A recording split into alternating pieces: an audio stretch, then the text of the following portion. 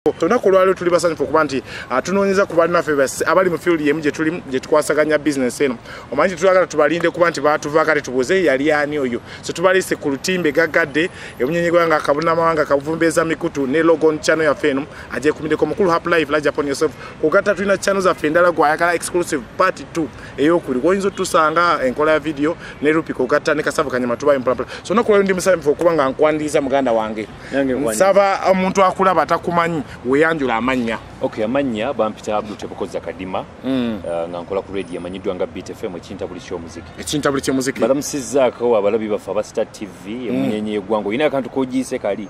Kavumbeza mikutu. Kavumbeza mikutu. Vumbeza buvumbeza. Era kavumbeza mikutu nga buledi baffe mwebalo okulaba. N'abatuliko ku logon. Channel ya YouTube gye following nnyo ku logon. Mbaako nange ndi musanyufu nnyo okulabika nga olwaleero kwe ndi ku logon. Amina. So njaga tusooke tutambulemu ng'omuganda. Abantu bategere Kadima yani omuganda nga alaga wako ngabiri mu tawuni nga alaga mu kyalo nga tumuzayo eri ewawe gyazalibwa kikolere wano tambulira wano mu kamera tambulire mu kamera tambulire mu kamera nga bwennyonnyodde nti nze Abdul Tebukoza Kadima ndi mutabani wa Haj Sheikh Abdul Tebukoza Sebakula banzala okubiri kubiri emulago amulago walo no muzikiti gwa faawo webanzala ni musajja musiraamu ate nandibadde Sheikh by the way mama taliyo mama nga muyita Tanifa Namatovu naye era wali kubiri Abdul Tebukoza arenga omusajja munene siri munene naye nga Tebukoza obwavu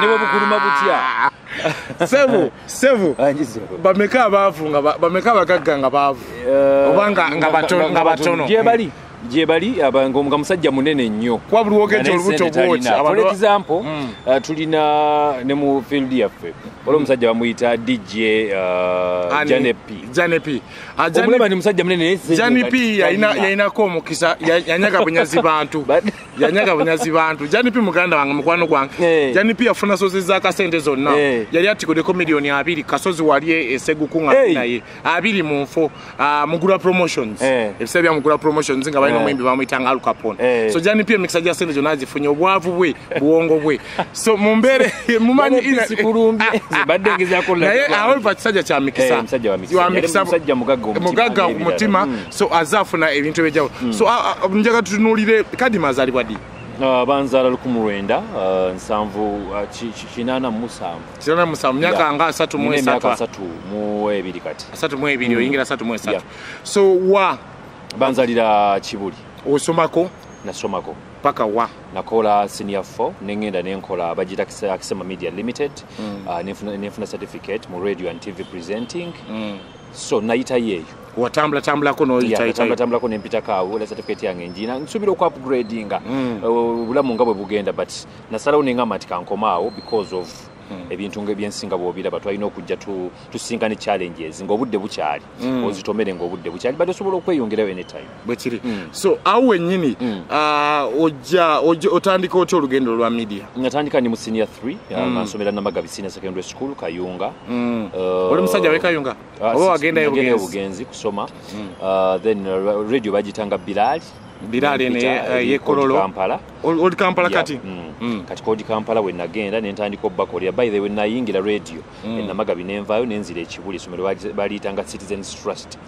kati nga nva kusomero sawa 9 ezakawungezi nengenda nenchikuba ku radio nakolanga evening show era nga abasomesa banzikiriza asinya fona gikolera mu bugubi awo tinali ndandise okwata kasente nga bulokwata kasente owulira ekyeno kizibu yes tebyali byangu mu kutandika but later byaterera so vaawo okutandika radio otandika kubira lotandika awo nango jokola nga abantu bakumanyo bango kitandika osasulwa ngo passion yali passion tetwasasula mu kusooka naye ngera bwofuna yakuwaayo omutwala gukuba n'oguteeka mu nsawo so bwetu bwe twatambulanga tetwafunanga sente mu kusooka baida twakolereranga tugambe kati nkolerera kufuna experience era twakyogeranga kafuna experience ndabe nayo n'ogivaako n'ofuna eyokubiri ate nga yo mbuuta zasula esinga eyasooka esinga ko step kangume tomanya gye bulijja but finally twafuna radios ezatugula nezituwa sente. So awo wenyini njaga tutunulire before radio kugula omanye omuntu obeera ne inspiration ng'ojja ku TV wa ku radio wantu woli kati ani gwatunulira mu bintu bali okola ng'oli ku radio. Nayagalanga nnyo radio gye bayita Simba ng'omukuliko Senkubuge siasa ebyo kwaliko Katongole omutongole ng'abantu abo banyumira nnyo. Katongole yayinanga so nga bagita akafoomu awo yali azze kubukedde ng'alina akafoomu kuto so nalinga ku ssomero nga naye mbawuliriza nga nnyina ka radio kange so abantu abo bansikiriza nnyo okuyingira media. Katongole then no erisaidi Senkubuge babe mukibi ba Patrick Omujuuka ba John Segawa nenjagala so ojja okuyingira omukululo gwa media kuno ogutandika oli mu myaka emeka naine myaka nga je nakati jempezezaamu bukyogwe giri myaka nga 10 myaka nga 10 so which means ya 2008 natandikira mu 2008 radio 89 yawo 10 11 tugenda mu kalulu awo ng'ekintu kiyingidde ngina nenkavalinga stories za kalulu mpola political stories bwentu benayingira 10 years. So olugendo lwo nga tutambula tunajja wano etuli lwali lutyawo wakatikati awo mu radio najja mu radio nenjifuna nga newegambe akasente tebwali waliwo omusajja bamuyitanga Alice Kobwa yafa mukama mwekyumula ekyemirembe nangamba lwaki togendako ku Bati Valley kuba nayinanga talenti y'okuzanya nengenda ku talent ku Bati Valley ne bangezesa omwami John Segawa nabe mukiibi era mbebaza nnyo bayire mu lugendo lwange babadde bayitirivu nnyo ne banyaniriza ate nenyingira ne stage era ne tukola akandolindoli nembera mu Afri Talent omwo lwakuba nti kati sikyali nnyo ku stage bisale byaba crackers oba waliwo mwana muto naliwo naye nga nyinza kuba naisikawa kiwanye obudde pata bonita atwayinanga ba crackers yali ya drink Patrick Salvador kati yo jenva bayida wenenzija ku beat noja ku beat so beat eno otandika na show ki ku beat natandika ne weekend show nga bajita Sambagala yalinga Saturday roka bakozako show ki nenzine bampa ne countdown ya Sunday bagitange ekinta buli countdown era weerirwa kuba sikyagikola ani agikola mu Katongole so ovao show kijogamba ku beat nteno yawanise erinnya lyange ba yawanika erinnya lyange bagamba nti enku omuliro guwulira esepiti ewulira muliro gusooka yali Sambagala Saturday kyanjawulo kyekyali mu show ya Sambagala twayinangamu akaseera bakayitanga akawuddiiso nga tuwuddiisa abantu omukubira essimu n'omugamba waliwo omuwala gwenkola ne bamuyita Sali kati ng'abagamba mu lulimi oluzungu kati abayimbi abamu nga tebalukolaki nga tebalutegeera ayogera bweyogeza alo sikuwulira n'agijjako olw'olulimi oluzungu abantu byabanyumiranga nnyo kati ng'omuzungu olumala okufuna ng'akuwanze Munnayuganda yabadde mu ddiiru abo bonna bahashibaga katoto abatumazi interlude safuta ng'oyogera n'omuganda naddiiru ya million 2 interlude safuta ogirinanga n'etagimanyi kuba nange simanyi kitegeeza n'agamba nti erina weeri tugireete so byanyumiranga nnyo abantu ekintu ekyatuwanikanga nnyo so omuwala oyo ye yakubanga amasimu gwe nga olwo nga ndiwo kujubiikiriza kujubiikiriza abantu kati nga gwe rupi nga nyinza okugamba alo omaze okujja omuzungu ayogedde naawe nakugamba oliridda wanti ndi wano ngenda kuwa transport wa mitwalo 5 jangu nsange kwa Akashia nga tosobola butajja bwe kiri obo ino kwangwa nojja so then shone wanika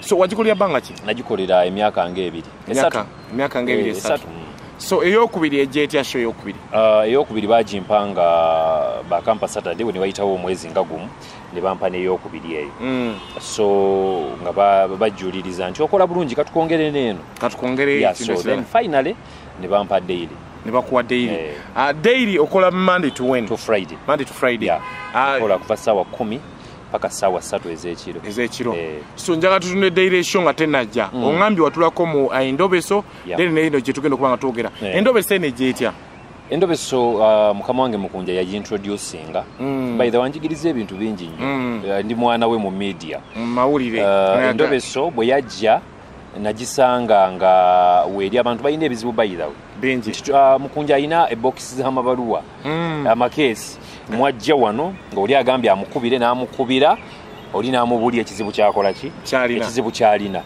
then bwe natuulirangamu mukunja nga nnina okukola Endobeso nga nnofuna nange amabaluwa g'abantu tegera ebizibu byabwe abantu abo mbakubirenga ki bakubirenga amasimu so nakisanga nga natya ennyo ebizibu abantu nga balina ebizibu bingi nnyo Endobeso bwetu bwejja. So Endobeso ejja, Endobeso eno wogigeza ne show waliwo show eyinganga eyali ku TVM ABS emanyikidwa nga Kalondozi. Endobeso eno teyali duplicate ya Kalondozi. Teba nko duplicate ya Kalondozi kuba Endobeso ayinza n'okuba yasookawo Kalondozi. Etegeeza nti Kalondozi ya duplicating Endobeso. Oba Endobeso duplicate ya Cheetahs. Cheetahs yeriwa. Eri bweru eyo mu America waliwo show ku TVC bata CBS. Ekyasookawo. Yeah, naye nga yali idea ya mwana mukunja. Yali fresh nnyo. Ate neekola nnyo. Endobeso eno ebbanga wagikolera biggest story Endobeso yali ki on your side biggest story gyogamba nti na Robeso ono eno yali amaanyi kakadi biggest story yange nja gigamba mu mutabizi gwenkola kati so jaga tutulire Endobeso eno nga tujja ku muntu tunayingira mutabizi Endobeso eno yabamba abantu ne kwata abantu yaddala oba yali nga tisi yaddala ekigubuzo ky'ombuuziza abantu bakibuuza bangi yesebo oyo akibuuza muddamu ekintu kimu tonalaba bizibu mu nsi abantu balina ebizibu nga bw'okiwulira by the tosanze poliisi wano poliisi ebeera wano ngezza okutaawuluza entale eziriwo mwankubidde simu lwaki mwankubidde mukazi wange mukola lwaki mwantadde ku redio so ekintu kiri real nnyo nga bw'okiwulira bwe kiri so kitegeeza abadde akiraba n'akisuubira tekirimu kupanga temulimupanga tosobola nakipanga okipanga otya kituufu so kiri real amabaluwa weegali oba oyagala nsobola okukulagako ng'abantu baagala obbalobeseza abantu baabwe abantu bakaba bagwa emirembe gy'olimu rupi sinsi gy'erimu abantu bali bubi omusajja saawa zino wa booda bwakuvuga bwakubuulira ebizibu munnaye no ekintuuseeko sanza mukazi wange mu bwenzi nenziruka ne ŋŋamba kanveeyi kati simanyina kumanya oba nfa simanyina ku kyengenda tuukako so abantu balina stories zaabwe so buzibu ki nga tuva ku probability Endobeso bwewagifunamu kukangibwa so wafuna okukangibwa okuva abantu nti omuntu agamba gwe nkuwadde wiiki ng'ofudde wiiki eyo n'ogiyitamu wakati mu kweralikira n'ogamba oba ŋŋenda kufa siweze eno yeewulireko agakuluma ogamba mpedde omusajja yansuubiza soba tusuubiza nnyo okufa n'okkubwa buli gwolaba ebiseera ebisinga otambula olinga mbega wekweka bwekwesa wali ofunyeyo ku sikanda Endobeso oli ogamba nti kankuweyo sente ompisizewo story oba kankugulirire mu Endobeso basobola okujja era sikanda eyo yaliwoko ng'oli agamba nti nyamba onkolere kino naye before putting them on air tumala kwogera nabo ku ssimu jangu onnyinyonnyola esayidi yo kino kiri bwekiti nti ye sayidi yo webanga tebalansinga bintu nga tugireka era omusanga yeegayirya nyamba okiyiseemu nkuwe kino naye nga tosobola kukola tukolerera abantu bwekiri mu serving audience n'abantu so tuva ku Endobeso eyo otambula olugendo omutabizi ajja atya ofuna otya omutabizi concept yaliyo oba wagisangawo saagisangawo nti BTFM yakyusaamu mu shows zaayo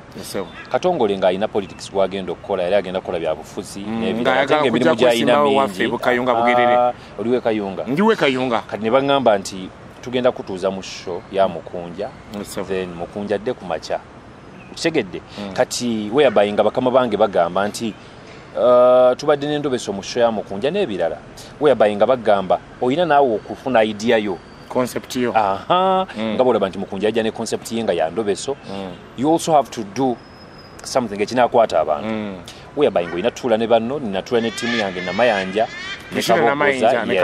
nkabogoza netutuula netufuna idea eyo ffenna ey'omutabizi era bayinza nga tunagitera kumpewo twagipreselinga omwezi mulamba nga tuyita abantu abalina ebizibu ebyenjawulo mujje mutunnyonnyole kino nekiri nekino ne bajja so omutabizi ono ajja on air first show yali etya ne reception yali etya nga abantu nga mugitadde on air yali nnungi twalina experience mu radio tebajja muntu mupya kuva eri already twaliwo nga tutambuza ekintu n'abantu betwafuna abaleeta ebizibu byabwe abasinga bajja babituleetera because Endobeso eri all about kwegayirira kwetonda nti njagala kwetondera rupi namubbira mukazi w'emyaka 25 emabega by the lalo omutabizi waffe yasooka yali ku ekyo omusajja banne nina omusajja gwe nayagalira mukazi we naye amazima gali nti nafuna ekizibu nti okuva lwe namwagalira mukazi we obwavu bwe nnina embeera mbinyo omukazi yanzirukako olede yagenda munjogerereko naye omusajja mugamba nsonyi omukwano gwange eri andabirira bwe twakubira omusajja n'atugamba awo yonna musonyiwa kuba nange olwayagala mukazi wange nange nayita ewuwe nenjagala owuwe ate nga musufu nnyo. So tit for tat. It's a fair game. Yeah, story je twasooka nayo. So omutabizi ono climax ye nga mutandise mukola etya oba ogifeeling otya nga nawe oli ku radio oba nga oli off radio. Teri climax mbi mu nsi. Bwekyo okimanyi naawe waliyo climax embi. So ngifeelingira ddala nga ya kubeera already ebiseera ebisinga climax ejja ng'omuntu yeetamiddwa ajjeeko essimu. Kituufu. Akiwunza agamba bade mundeke bye muŋŋamba sibitegeera. So ngifiiringa nga buzibu ki bwe tufuna mu Endobeso omugundi mu mutabizi ono? Obuzibu bwe tufuna mu mutabizi nti oli aleeta ekizibu kye n'aba essimu y'omuntu gwe mulina okukubira nga teriiko. Nyamukuba essimu nga wana gikwata. Mwe kumpe omwayisiza wonna. Nga muli kumpewo. Okitegeera. Halo katukube tulabe. Ogenda okubanga essimu teriiko oba nga tagikwata. Bwe buzibu bwe tufuna nti bibaamu. Kyova olaba nti n'ekirala nti ofuna oli akuvuma nga tali interested kwogera naawe temumanyiira bikisi byagala ya. So omutabizi ono concept yo gikola n'engeri gy'awanikamu golowooza abantu bamufunye batya eyo mu maaso oba ayambye atya ku bizibu by'abantu? Ayambye nnyo ku bizibu by'abantu nti bangi betugatta nga bayawukana. Oli ne yeetondera oli n'amugamba nkusonyiye ng'omuntu. Nkusonyiye ng'omuntu ali mutawaana. So mulaba nga ajja kukyusa ensi inshaallah. So nja omutabizi eyalinga yetandika sawa 10. Omutabizi kanyomero akali mu kigenze gitya show era abawusaawe mwezi akawungeezi n'eddakiika nga 45. So awo wennyini nebuuza kuba nzijukira nti ebiseera by'omutabizi okukyusibwa waliwo Endobeso yali mu biseera ebyo then ate omutabizi yayita najja. Lwaki Endobeso omutabizi yagobesa Endobeso mwebwe obudde adde ku makya? No. Nannyini Endobeso baali bamugjeewo nga azze ku makya. Bwe bamugjawo boolina okugenda n'ebibyo nti bw'osenguka mu nnyumba ogenda n'ebibyo. Weyabayinza ayingidde mu nju eyo nange nina okujja n'ebyange. Bwe kiri. Tisi nti yagobesa Endobeso nedda ku makya oba kinno naye ng'obudde obwo bw'ayina nga abantu ababuwuliriza era nga bakatega nnyo akantu ako akanyomero ako. That's why batugamba tunoonye idea esuutinga awo enaasigazaako abantu nga mwebali mu budde obwo so nga n'Endobeso bagiwuliriza ku makya. Nekijja nekisuutinga mu bulungi. So awo wennyini njaga tutunuulire omutabizi ono w'amaanyi alese akyusiza obulamu bw'abantu. Tulinayo concept eyinza okujja after omutabizi gye tuyinza okuleeta. Nomanya nti buli mwaka Mukama atuwa ekipya. Tufumba radio bannange abantu abali eyo. Radio kintu kizibu nnyo nti buli kaseera oba olina okufumba okuleka abawuliriza abo. Because we have more than 100 radio stations in Uganda. Kati bwe zibaayo which means oli okola ekintu ekiri different okubanga abawuliriza bajja kubaako. Olina okubeera nga oli kyetuyita extraordinary. That X factor with you. So omutabizi ono abantu bangi bafuluma eggwanga abantu bangi bali ebweru balina ebizibu. Ayambya akuteetya ku bantu abali ebweru bano bankuba kyeyo naye nga balina abaagalwa balina abantu abali mu mukwano ba long distance lovers. Ekisooka ntubafuna batuweereza voice notes ku WhatsApp nabo ne baparticipatinga naye ng'ekisinga obbayama nti bamuwuliriza nnyo n'abamalako stress.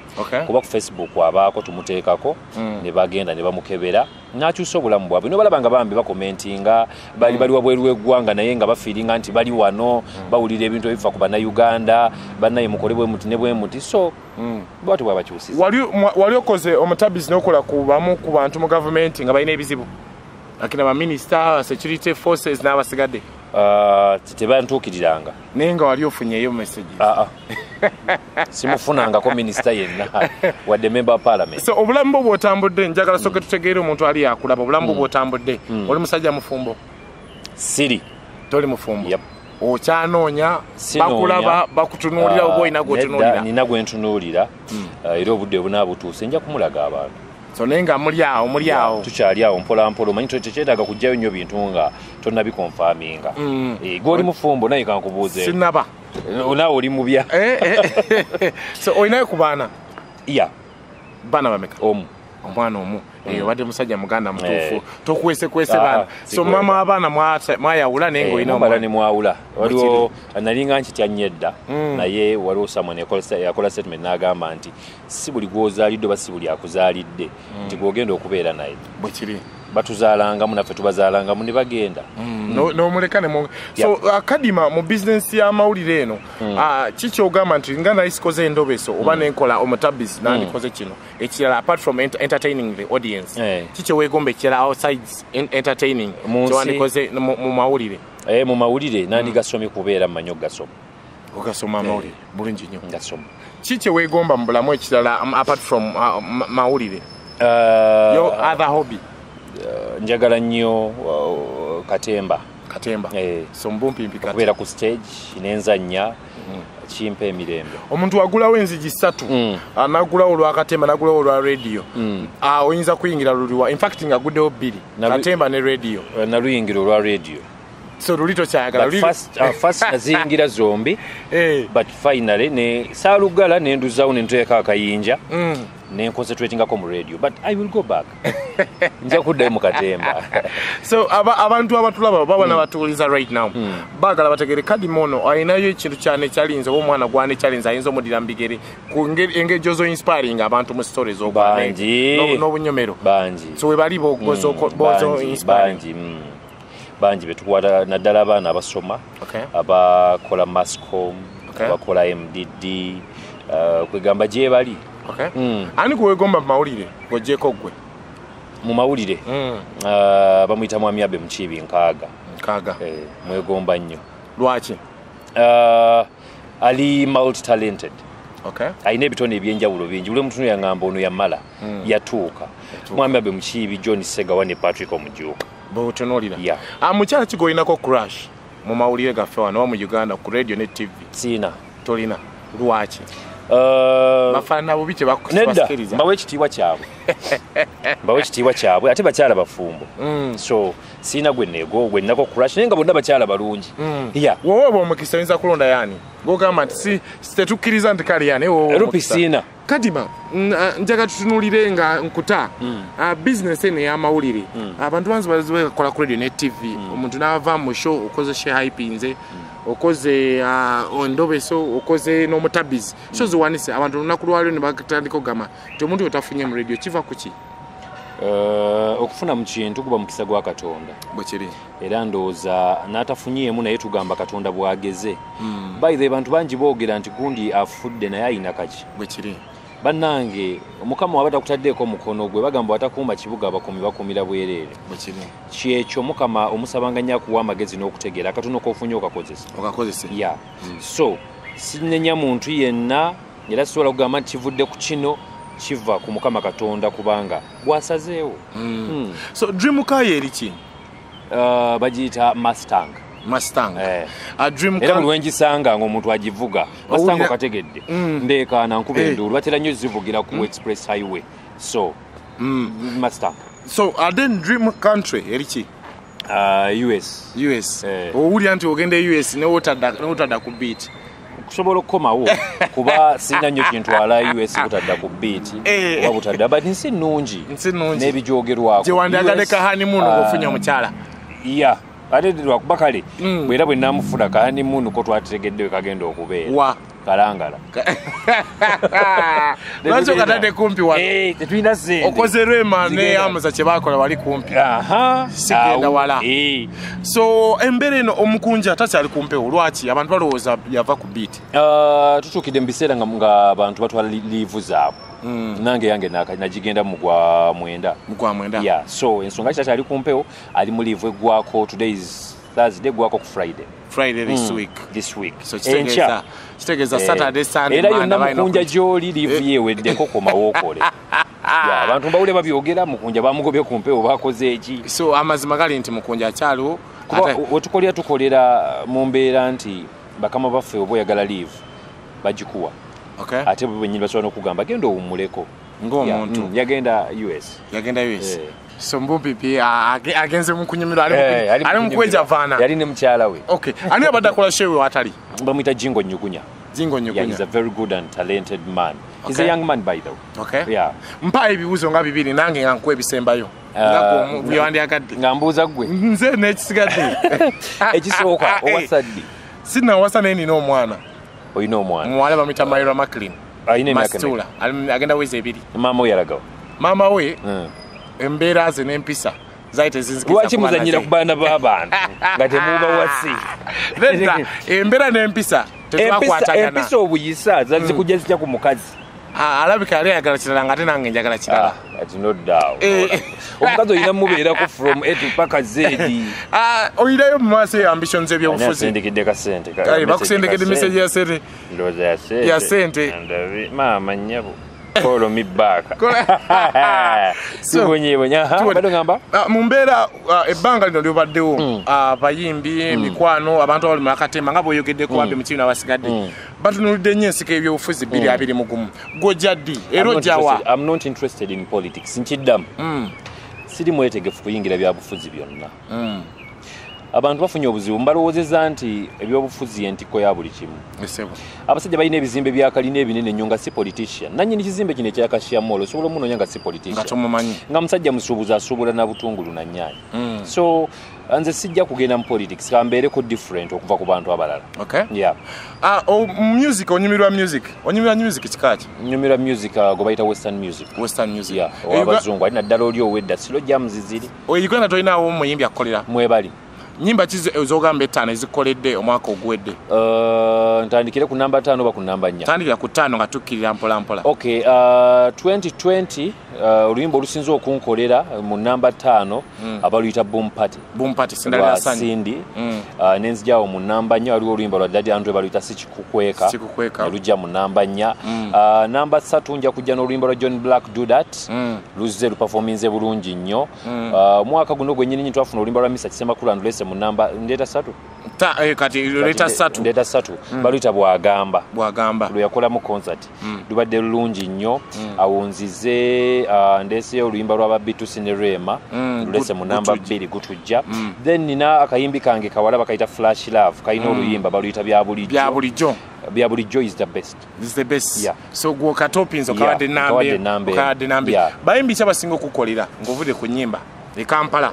Nga bakazi basajja. Abakazi tuwe batana abasajja. Abakazi tuwe nga basadu n'abasajja. Njagala nnyo mukyala Winnie Nwaj. Winnie na Kanwaj. Mu bakazi. Njagala nnyo Flash Love oyo nga bwe mugambye. Njagala nnyo wa Princess Amira. Muyimbi mulungi nnyo. Sindi nesinza mubuusa maaso. Ne legend wange Juliana Kanyo. Juliana abasajja bali batya? Abasajja njagala nnyo John Black. Bebe Kulu ankoledde omwaka. Mwami Kyagulanyi. Senta amuna yankoledde omwaka. Ayimba ennyimba nnyingi lwakuba zibadde behind the curtains. So Hajaruna Mbiru tabadde nnyo active but muyimbi wange ne Mwami Semakula. Awe nyini Bebe Kulu lasiya nga tuyingira omwaka guno akola list. List ya Bebe Kulu kuba muyimbi wo. Olowooza mutufu okola list. Bebe Cool oba list eyo jogera coach mpannyo omuntu ekitiibwa atandise ekintu abantu ne bakiwa amakulu. Bebe Cool yatandika ekintu ekyo ng'asaaga but right now we baba tebannagiraba buli omu abuuza bannayirisi tennafuluma kitegeeza nti bagiwadde amaanyi era kumpewo nakigamba abantu ne mbagamba bannyabo ne bassebo mwasooka kuzaala wa list ya Bebe Cool till now mugikola ki mugizaalawa naye lwaki mugirinda kitegeeza nti y'amaanyi. So mutufu okola list. Mutufu okola atandikawo ekintu kye buli atandika ekintu kyafunamu. Abemulugunya ku list abakina King Saha n'abasigadde suggestion yo kubbo baba bayimbye baba tebayimbye. Kyenjagala bagamba kiri kimbayimbe. Bayimbe bwe banayimba obulungi ku list bajja kugirako. Eyo omukulu nga bwe bagirinda. Mukube music muve mu ebyo.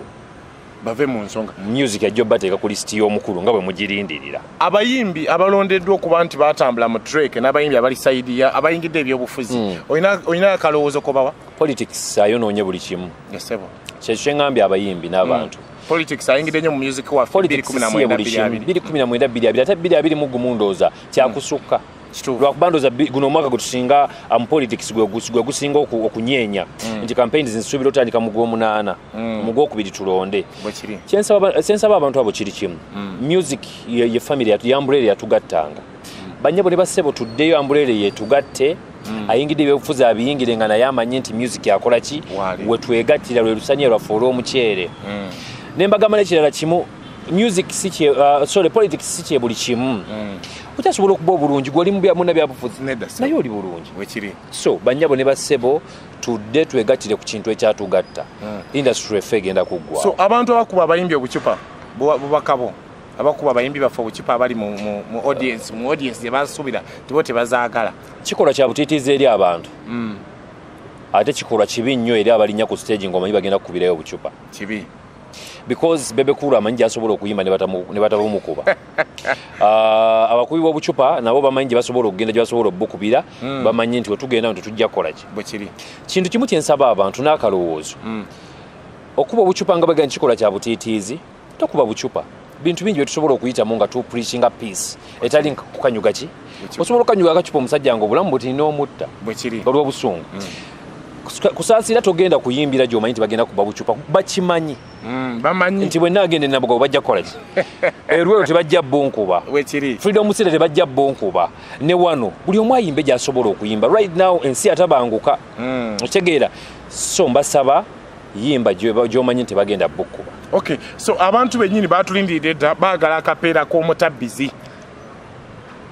k'OMUTABIZI oba bawaamu nga tusiibula nina waali mu ssimu lwaki sisigwe mba batuwoona anti kati OMUTABIZI sobola mukuba intro okay ku Beat FM ekinta buli ky'omuziki yakadde ka MUTABIZI wa Beat FM tugenda kubanga tumuyingira alomba ateeka mu mapeesa halo gyebaleko muzeeyi amanya bamusabulu tebukoza Kadima na Mayanja ne Kabogoza tuli MUTABIZI wa Beat amanya bakuyitaani Bamta rupi osinzidde wa nsinzidde na mugongo buzibu ki bw'olina bw'oyagala tukuyambe mukyala wange mwenzi mukyala wo mwenzi wali onoonyereza ku nsonga lwaki ayenda simanyi kuba buli kimu kimuwa amaanyi g'ekisajja olina awo simanyi kuba yabaapima kaakati rupi tugenda kufunira omuwala enkya ku ssaawa 6 jangu muloji gy'onaaba osiimye tukuwa omuwala oyo bw'onaamu matizo bano omutuusa ku ntikko nga tumanya neewuwo mukyala wo talina ntegeera ntya nti tegeera ntya nti bamumanya okay njagala nkusaba owa abantu obaka obusembayo n'abadde batu n'abakufuna bakufuna batya handles by the way oli Facebook Twitter ne WhatsApp Facebook ndi ku WhatsApp naye Twitter sigiriko ne Instagram by the social media bebimu kubinkalubiriza lwaki tobiwabudde siri muntu wabyo nnyo nze njagala nnyo ekintu kimu nteeka omuzindaalo mu maaso nja kwogera naye nga abantu mbagamba 2020 mwaka gwa kukola tukole nnyo singa okwogera nti bw'onaakola buli kimu kijja beera ojja bw'oweweera less words more action kisingako tukole twagalane ensi yaffe yali yakwagalana obaka obusinga mugende munoonye akayimba ka David Talo ke bayita tugende mujja bufuna bwekiri mu nsi tukweyanza ddala abadde muganda wange Kadima tebukoza obwavu tebukoza mukole nnyo tuweyanzamu abagyekumiddeko Logon TV ne channel zaffe ez'enjawulo ayagala more exclusive interviews ez'enjawulo behind the scenes videos and exclusive interviews za Radio Sundays biki otogata ku channel yaffe eri endala enkola ya video ne wano Logon TV exclusive interviews n'amawulire agakagwawo mu Sika Entertainment tetugenda nnyo political kugamba politics oyo atukalubiza nnyo batumenyamu nnyo tukuyanza nnyo agyekumiddeko muganda wange Happy Life abaawo mpolampola senior bakikwasaganya Happy Life Uganda senior wali nnyo mabegawo n'ebyuma abinyonyogera mpola abikwasaganya yagula kamera eyiye yagigula Stickman mu Sudani yatanagula okay tuyanza tata tuyanza okubanga tukufunye part 1 y'omukulu ono tujja mwongeza mu part 2 nga kyeyongeddemu wali eri mpolampola signs out.